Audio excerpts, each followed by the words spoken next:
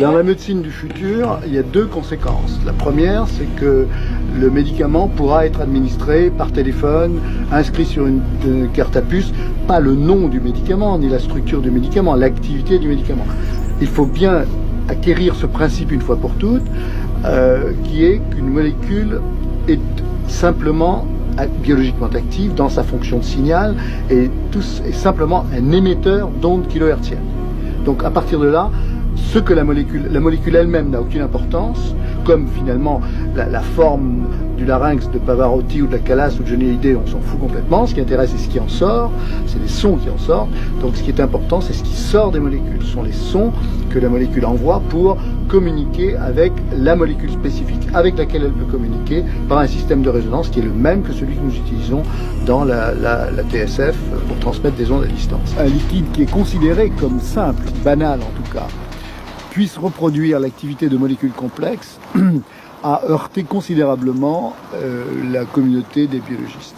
Le fait que l'on puisse observer une activité dans un liquide qui ne contient plus de molécules pouvait faire penser, et je pense que c'est exact, que tout se passe comme si, comme on dit en mathématiques, l'eau se souvenait avoir vu cette molécule. Par exemple, l'eau se comporte comme une bande magnétique liquide. Et lorsque vous enregistrez quelque chose, c'est pas la bande magnétique qui est importante, c'est ce que vous enregistrez dessus. Alors, ce qui est important, c'est pas l'eau, c'est le message que les molécules laissent dans l'eau. Alors ce que vous voyez ici, c'est un cœur isolé qui provient d'un cobaye. Ce cobaye a été rendu allergique à de l'ovalbumine, qui est du blanc d'œuf.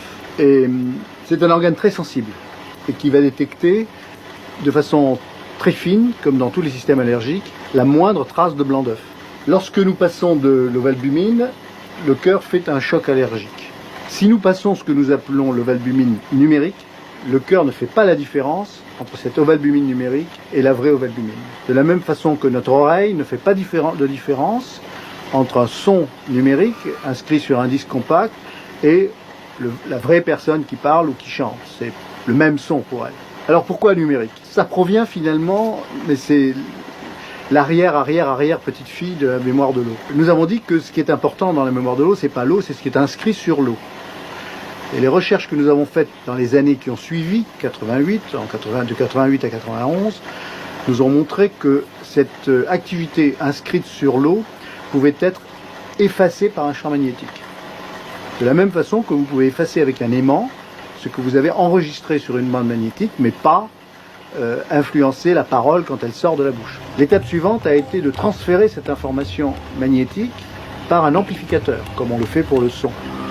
Et nous sommes aperçus que nous arrivions à transférer par un amplificateur dans une bande sonore, c'est-à-dire une bande comprise entre 0 et 20 kHz, pour être schématique, donc la bande que nous utilisons habituellement pour parler, pour téléphoner ou pour faire de la musique, eh bien que nous transportions cette activité spécifique d'un tube à un autre, à travers un fil. Nous avons franchi l'étape supplémentaire, c'est-à-dire que puisque c'était un son, finalement, puisque finalement les molécules se parlent par des ondes sonores, elles se parlent comme nous parlons, par des vibrations, et elles entrent en résonance si elles ont la même vibration, eh bien nous avons enregistré cela sur un disque dur d'ordinateur par l'intermédiaire d'une carte son, comme on peut le faire avec un ordinateur multimédia. Et puis l'étape suivante que nous avons maintenant réalisée et que nous réalisons en routine, c'est évidemment de transférer ces dossiers d'ordinateur à ordinateur par Internet, exactement comme n'importe quel autre dossier. Parce que le médicament molécule, sauf peut-être dans certaines indications très étroites.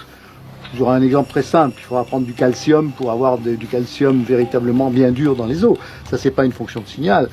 Mais très rapidement, les médicaments tels que nous les connaissons deviendront numériques et je pense même qu'on se servira des fréquences par exemple, un exemple très simple, vous prenez une bactérie, on peut imaginer qu'on va enregistrer son spectre de fréquence et renvoyer à la bactérie son spectre de fréquence en opposition de phase et la bactérie ne pourra pas communiquer avec l'extérieur, donc va mourir.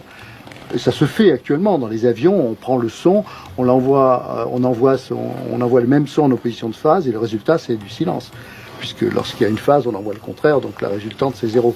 On peut imaginer une médecine complètement électromagnétique de ce type. Bon, cela demandera évidemment beaucoup plus de temps, mais les moyens techniques sont à notre disposition.